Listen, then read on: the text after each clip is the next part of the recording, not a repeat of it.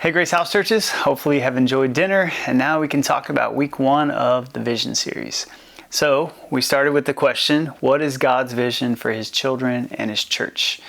We need vision to get us out of stuck spots, give us energy, and motivate us to go forward. And Proverbs 29 says, without vision, people perish. So a lack of vision can be deadly, but a clarity of vision can be life-giving. We gave ourselves a definition of vision.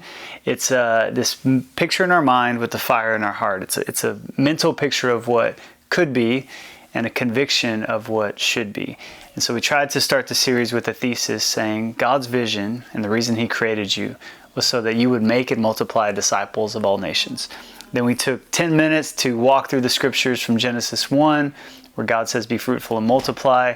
He confirms that calling through Noah, Abraham, Isaac, Jacob, all the way to Jesus in Matthew 28, with the Great Commission confirming all the way back to Genesis 1 that Matthew 28, this go and make disciples of all nations, is the rebirth of Genesis 1's mandate to be fruitful and multiply. And then that was given to the church, that we now have that same mandate. And so I put that before you, recognizing that this might be new for some of us.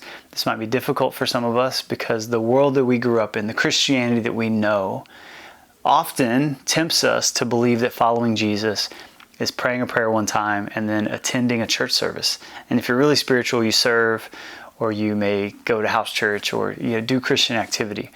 And so we had these upside down funnels, this funnel of like attend, connect, serve, and then the few, the proud, the Christian Marines go and make disciples of all nations.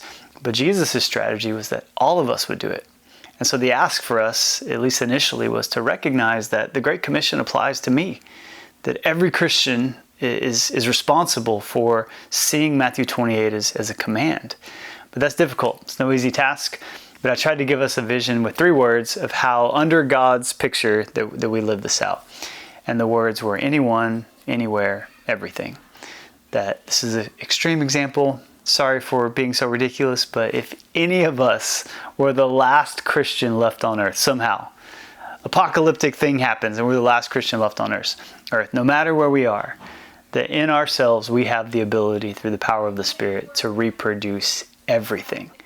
That we could share the gospel, build family, make disciples, and the Spirit could use us to get the story to Revelation 5, where it's headed. That we're all around the throne, enjoying and exalting Jesus forever. So that was the picture. But in light of that, I recognize this is no easy task, so I said, pray about it. And if you pray and ask God, is this true? Then what's likely going to happen is you're going to see yourself needing to grow as a disciple. And then when you see the need to grow and surrender, you're probably going to feel guilty. And so the ending of the sermon was pray about this, grow as a disciple, and then don't let yourself feel the guilt, but instead see the glory. The glory is that God chose you to participate in this, that God gifted you to follow His command to make disciples.